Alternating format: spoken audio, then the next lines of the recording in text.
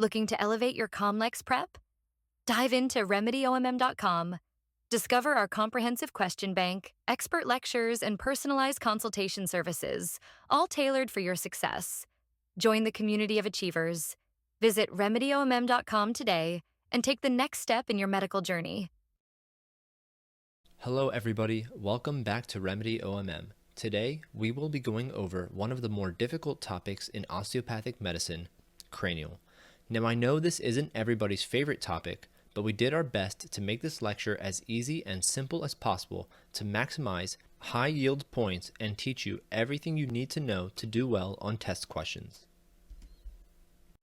In this lecture, we will go over the fundamental ideas of cranial practice, the cranial bones, suture lines, and landmarks.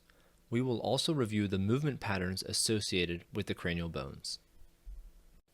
The fundamental belief is that the cranial bones are capable of slight, rhythmic motions that are a direct expression of the health of the central nervous system. By understanding and manipulating these subtleties in motion, we may be able to diagnose and treat issues related to the nervous system, including headaches, migraines, vertigo, and more. Cranial anatomy consists of the bones, suture lines, and points. These are all fair game on COMLEX exams. They can even test you on what structure bones are surrounding each other. The bones can be divided into paired and midline, as you can see here. Without a doubt, the highest yield bone to know is the SBS, the spheno-basilar synchondrosis. The SBS is the center of the universe when it comes to cranial OMM, and you will understand why when we discuss diagnoses and treatments. Here we can see a picture of the important bones to know. On the right, we have the SBS highlighted. Again, the SBS is the star of the show. The suture lines are as follows: the coronal suture, the sagittal suture, mitopic suture, lambdoid suture, and the squamous suture. The points you need to know are as follows: the inion, the asterion, the pterion, the greater wing of the sphenoid, and the mastoid process. I know these last two slides seem busy, but I've placed here on the right side what you definitely need to know. These 5 points are super high yield.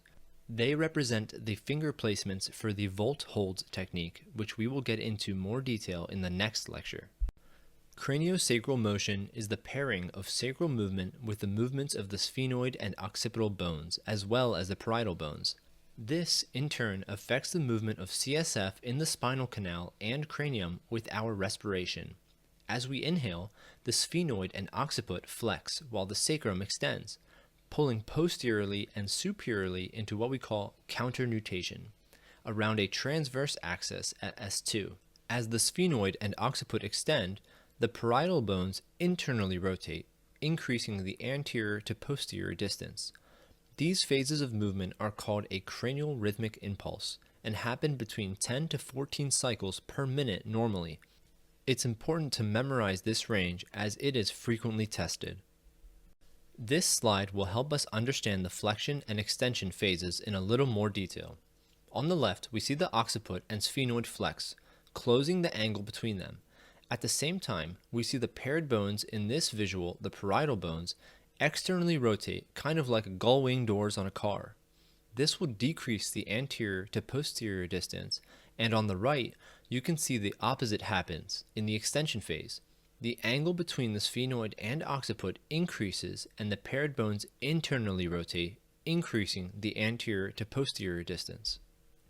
Here's a visual with the sacrum. On the left, we see the flexion phase. The occiput and sphenoid flex, closing the angle between them. This then pulls the dura, which pulls up on the sacrum, into counternutation.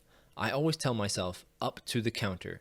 As if you are in a store and going to pay for something, you go up to the counter. So the sacrum goes up on counternutation. On the right, we see the occiput and sphenoid extending, increasing the angle between them. This will release tension on the dura, allowing the sacrum to rotate forward into what we call nutation. The alternation of these phases is what creates the cranial rhythmic impulse. I know that may feel like a lot, so here's a list of the highest yield points from this lecture. Knowing the movements of craniosacral motion, knowing the landmarks for the Volt hold technique, which we will go over in greater detail in part 2 of this series, and knowing the CRI, or the cranial rhythmic impulse range, which is between 10 to 14 cycles per minute. That's all I have for you guys today. Thanks for watching. Please like and subscribe. Your support means the world to us and our channel. If you have any questions, please don't hesitate to comment below. Check out RemedyOMM.com for our comprehensive question bank. We'll see you guys in the next lecture.